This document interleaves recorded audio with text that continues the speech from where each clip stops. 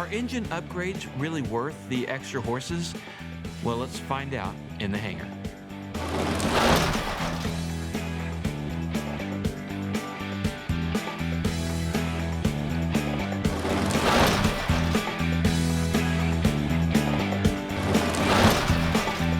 Hi, everyone. I'm Dan Milliken.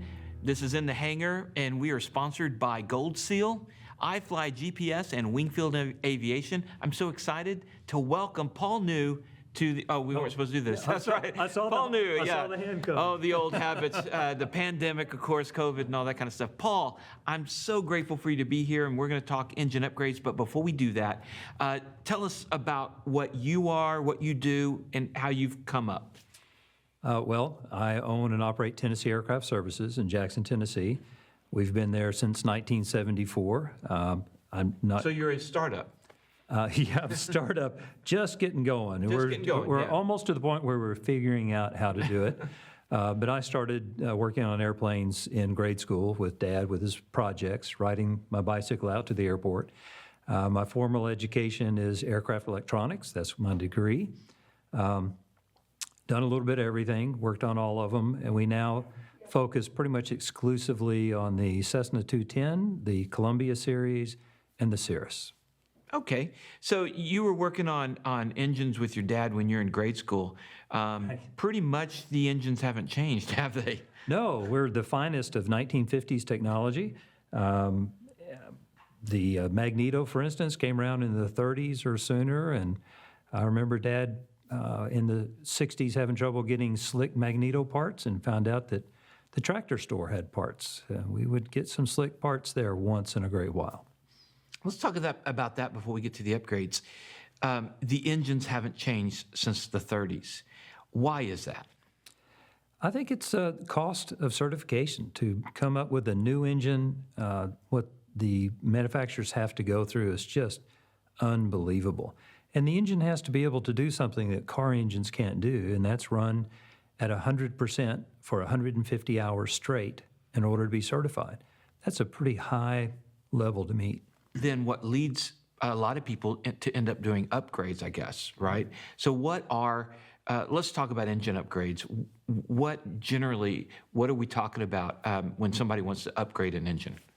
Well, there's a couple of things. One is you can take the engine you have and get more power out of it. If you have a little Lycoming, I shouldn't say little. If you have... You're a Continental guy, I can tell already. Well, no. We see a lot of Continentals, I will put it that way.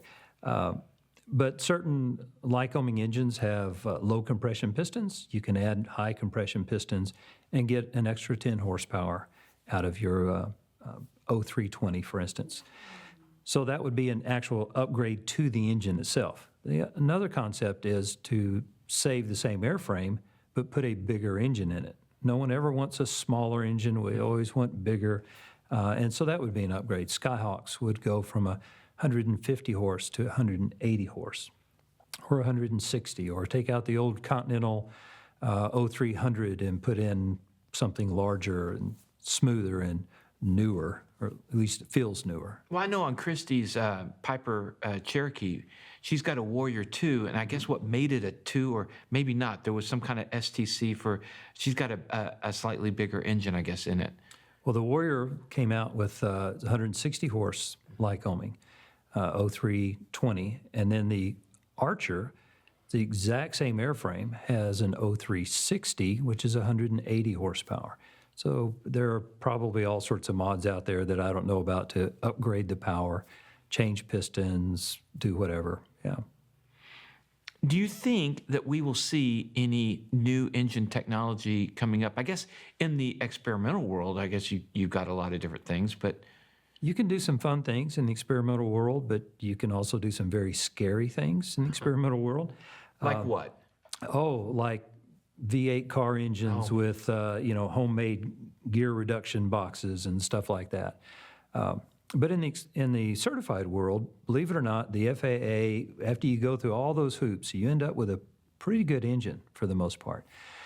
The diesel or the compression ignition engine is one that everyone has been waiting for forever. That's the engine. The rest of the world runs on diesel, and except for the United States, but we're the ones that fly all the small airplanes in terms of percentages. Right. My dad, who was a civil and mechanical engineer forever, looked when the diesels were first coming around in the 70s, people were talking about them. He decided that the diesel was the engine of the future for aviation, but always would be. And it seems to be holding true. prophetic, yeah. Yeah, it's very difficult. Well, I know that Cessna for a while was making a Skyhawk with a diesel engine, but I mean, I read a couple years ago that they ceased that, I guess, because of the infrastructure or what happened? Yeah, I'm not real sure what happened there. I know when Textron came out with the compression ignition engine for the 182 made by SMA, I got to go out and fly that with the test pilot. It was phenomenal. I went through the first maintenance school that they had. It was actually here in Fort Worth. There were 4 of us in the class and 3 instructors, and I think it was the only class they had. But it was a great engine in concept. It looked like an airplane engine, but there were some issues that came up, and the interest at Textron apparently was low to spend that kind of money for an engine that was going to sell so few airplanes. Okay, It's a financial decision. there's just not enough incentive for R&D. Right. When you consider, and it used to irritate me no end until someone put it to me like this. If you have 5 engineers, they're going to spend 6 months working on a project, and the return is going to be selling some 182s, and you could take the same 5 engineers and put them on 6 months worth of project, and they were going to sell a few jets. The scale of income to do it on the jets is just overwhelming, and it's hard to go the piston route when the other route's so much more lucrative. So with the engines, staying in the 30s for the time being, Right, okay. except for the experimental market, do you see anything on the future as far as new engines? Anybody survive the R&D conundrum that we're talking about? I haven't seen anything. We are getting some traction on electronic ignition, which is about 50 years overdue. It's pretty cool that in the general aviation world, we came on with fuel injection really early, way before cars. Cars were running on carburetors. And in the 50s and 60s, we started seeing fuel-injected engines. We still have the exact same fuel-injected engines. They're mechanical, they do really well. But I haven't seen anything new come out that's exciting. Electric. Yeah, what's up with the electric? Well, if we could ever get batteries, Yeah. the 'Cause those energy, are light, aren't they? Yeah, the energy density is just not there yet. It sounds great, but So you don't think electric planes are anywhere near ready? are they near ready? Will we see electric planes hitting the market, in abundance in the next 2 to 5 years? No, I don't see that happening. There will be some things, some small, like some of the trainers, those are great. Some of the LSAs and those. Right. Because they leave from airport A and they return to airport A and they can charge the batteries. They only have to fly for an hour or so. That makes good sense. But if you're in a Cirrus and you want something, Across 'cause country. you're going cross country, that's a real problem. Because by the time you get enough battery on board, you may or may not have room for the pilot. Wow. Did you see, they have a Cessna Caravan that they've set up with electric Yes. motor. Well, almost the entire passenger area was full of batteries. Yeah. So it's an issue. Yeah, and then the weight that you need versus, yeah.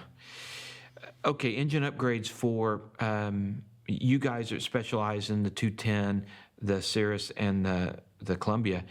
Are there of course I know the answer to one of them, but are there engine upgrades available for those? Not the Columbia and the Cirrus. And those have the IO 550? They have the IO and the TSIO 550, which is a phenomenal engine, it really is. Tuned induction and all that. The 210 started out with the 520, which had the induction underneath. It's a real strange setup, and the guys at Tornado Alley started pursuing the issue of the forward cylinders got a different amount of air than the middle of cylinders versus the aft cylinders. And they did a great thing coming out with a balanced injector, since they couldn't do much about changing the volume of air, so they decided to match fuel to the air. And that's where we get the gammy injectors and all that.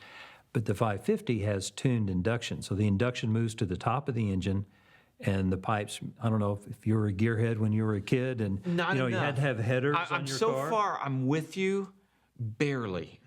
Okay. Barely hanging in there, but I'm with you. So For the first time, I now know what the gammy stuff meant, because I have it on my 210. I didn't quite understand really, but that made sense, and now I get it. So with the 550, when you say tuned induction, which I didn't understand, now I do. What that means is it's getting air in over the cylinders as a whole, because I know when I'm flying my 210, that cylinder 3 and 5 are going to be my hot ones, and that's what are not. Yeah, anyway. probably number 5 on a 210, Yeah, typically. You know, so I know that I'm not getting balanced airflow over the cylinders. Right. Well, and you're talking about cooling airflow. Okay. The induction airflow Is for the is air into the. air into the cylinders for the combustion event. So the tuned induction says we're going to design the pipes so when the air comes into the engine for combustion, that each cylinder gets the same amount of air, and then we can give them the same amount of fuel, and we create the same power coming from all 6 cylinders.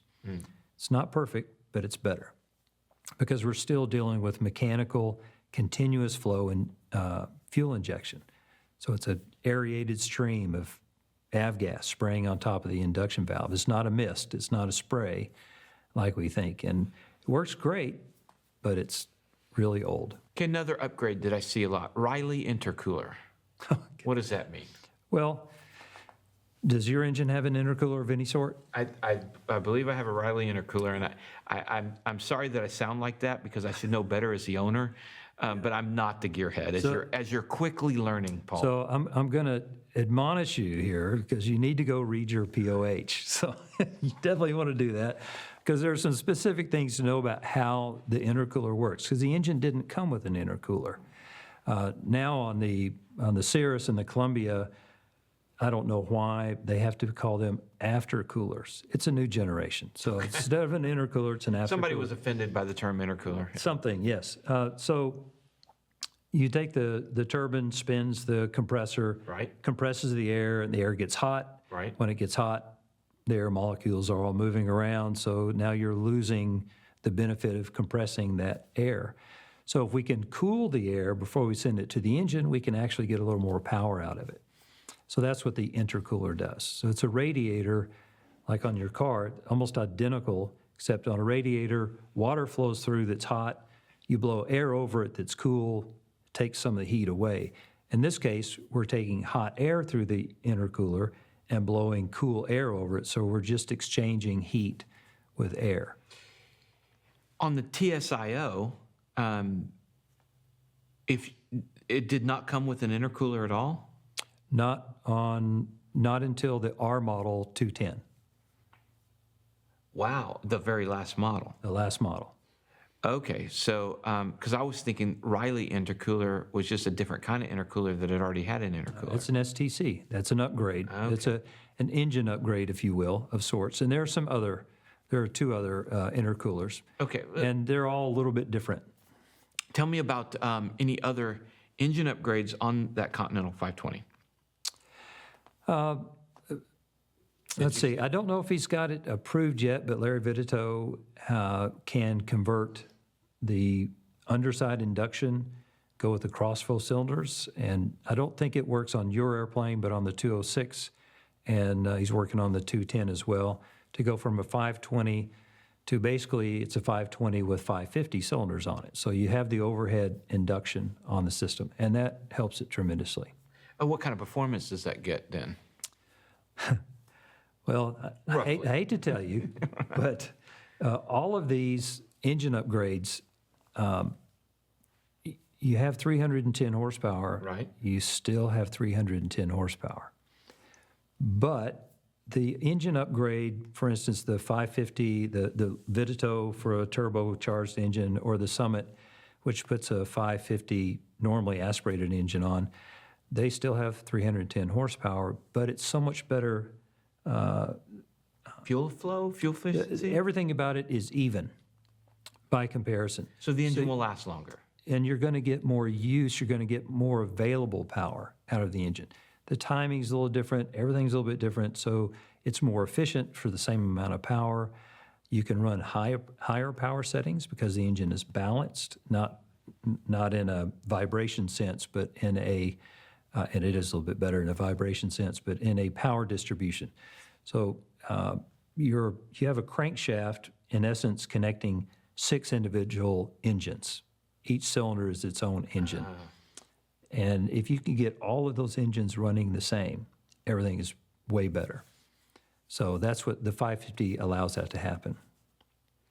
Now, the 550, you mentioned Vidito and Summit. Are those turbo? The Vidito is. The Summit is specifically a normally aspirated, non-turbocharged engine that you can put on a non-turbocharged 210, or you can deturbo a turbocharged 210 and put on the Summit. Why? Well, I mean, Why would you do that? And I know some of the answer to that, so I don't want to play totally stupid. But for those who are wondering, why in the world would you deturbo a turbo 210? Well, if you own a 210 and you don't need the altitude aspects of the turbo, you can go with the high compression cylinders. You can get the 550 engine, and you get rid of about 70 pounds of cast iron turbocharge and the maintenance and the cost. And at 10,000 feet and below, the normally aspirated Summit conversion will outperform your turbo 210. Okay. But what about at 15,000? Well, it doesn't have the power, obviously, so they're going to be down to 50% where you can still generate 75%. So they're losing there. But it'll fly at 15,000 feet and do well. Because I do a lot of cross country, long cross countries. To me, I'd rather get up there with the jet stream can really push me along. Sure. But then when you have those headwinds, you're stuck down running that I am running turbocharged engine. 7,000 feet or something, Yeah, and so to get the same power, you're burning roughly a gallon an hour more for the same power because of all the heat loss. You have an intercooler. You have an intercooler. You have an intercooler. So that non-turboed airplane has a lot of attraction to a lot of people. The simplicity of it, the maintenance cost, and it's really a lot more difficult to hurt a non-turboed engine if you run it wrong. You have access to a lot of energy with your turbo. Okay.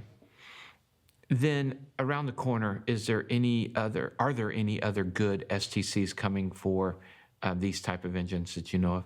Haven't seen anything. Okay. The electronic ignition is really the only thing that I'm seeing coming up. There may be others, but I've not seen them. All right, my last dream conversion. Paul, I dream of having a PT6. PT6. Well, not on your 210. Not on mine, but they are putting them on P210s. No. Aren't they? No, they're putting the Rolls Royce, right? Okay, so it's not the PT6, but it's equivalent. It's a silver. Well, it's. I wouldn't call it equivalent at all. I'm stupid. So. No, it's not. I know it's a turbine. It's a turbine. It's a Rolls Royce. Used to be called the Allison 250. Okay. And those are really the engines now are very difficult to find. Right. The mods are not being done. O&N Aircraft has closed. They're not doing those anymore. It's a very difficult business case to do that when you can go buy a TBM for probably the same you can cost. buy a Meridian. You can buy a Meridian, those kind of things. But having flown some of those Silver Eagles, it's an awesome plane.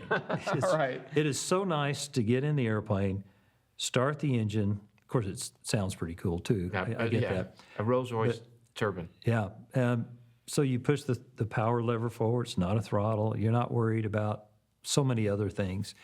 I got a demo flight out in Sonoma. I guess it was last year. Went out there and do a pre-buy on one, and did some things we should probably never do with a certified airplane. But one of the demos was I was asked to set the engine at 50%. We were at 8,000 feet out over the water, and it's like, well, keep it at 160 knots. And so I pulled the power back to 50%, and I am pretty sure I was vertical I was probably only nose down 20 degrees, but in my mind, all I saw was ocean. And I'm thinking, I'm falling out of the sky, and I couldn't get it over about 130. But we were descending well past 2,000 feet a minute. So that, slam dunk when you go into Las Vegas and they keep you up and it, straight down in, it's not a problem in that airplane. It's pretty cool. Wow. And what is that? What did it cruise at? Well, sadly, at altitude, the cruise speed is not much different than, say, a Vitito conversion. No way. And the fuel burn is quite a bit higher. So you really don't, it sounds cool. There is some cool things, but Well, horsepower. See, I'm on that cross country. I do tons of cross country. I fly for business. Every knot is what I want. I want knots. Well, you're going to go some faster. I'm not saying you're not going to go faster. What you're going to get is a way faster climb, 1,500 feet or more at the lower altitudes. But the engine is not designed for altitude. It's more of a helicopter kind of engine. Oh. So it starts running out of juice in the high teens. And it starts running out of juice. It doesn't mean you don't have a lot of power when you get there. I'm just saying. But a Vitito conversion at 17,000 feet versus the Silver Eagle, there's not a whole lot of difference in speed. Wow. Horsepower, There's a lot of difference in cost. huge difference in cost. The horsepower gives you takeoff and climb performance. Okay. It doesn't do much for speed. That's something I need to get in my head, that the horsepower is for takeoff and climb, not for cruise. It's not going to give you a lot of cruise. And you can try this out by setting up a 75% cruise and then lowering it to 70% cruise. Yeah, there's not that much. And there's not much difference. And then this is the really disappointing thing. No one should ever do this. Don't ever do this. Is calculate the difference in time on that 500-mile trip, going 170 knots versus going 165 or even 160. And you realize it's single-digit minutes. And it's I saved 9 minutes. That's 9 minutes, but I was doing 170 knots, So, and that's a battle because you really just look at the numbers, would, and so don't do that. Just don't look at fuel efficiency. Just look at. Sit back and relax, enjoy the ride. I'm doing 170 knots, and I'm going to use another gallon an hour to get that. See, I'm a fast walker. So even just going places, I want to get there. Want to get there. The traverse from A to B is once you get there in cruise, it's like this isn't fun anymore. Getting here was fun. Getting down is fun. Shooting the approach is fun. Yes. Cruise and all that, it's like I don't want to be here very long. I want to get there. Yeah, that's me. Yeah. So same here. Well, awesome. I really appreciate you talking to me about all the upgrades and conversions, and sorry for my naivety, but probably a lot of people out there don't quite understand it either. I'm sure a lot more smarter than me. And if you guys are, then leave comments. I'm sure I'll get a few. Paul, again, thank you. We'll have you back. We've got lots of different, a lot of people have asked for A&P type subjects and stuff. So I really tried on this season of In the Hangar to load up on some A&P kind of stuff. Happy to come back. All right, thank you. All right, you guys, so there you have it. Everything you want to know about engine upgrades, there's not a lot available due to the harshness of R&D and the FAA regulations that kind of throttle that. Anyway, appreciate you guys watching. Like, share, subscribe, and we'll see you guys next time in the hangar.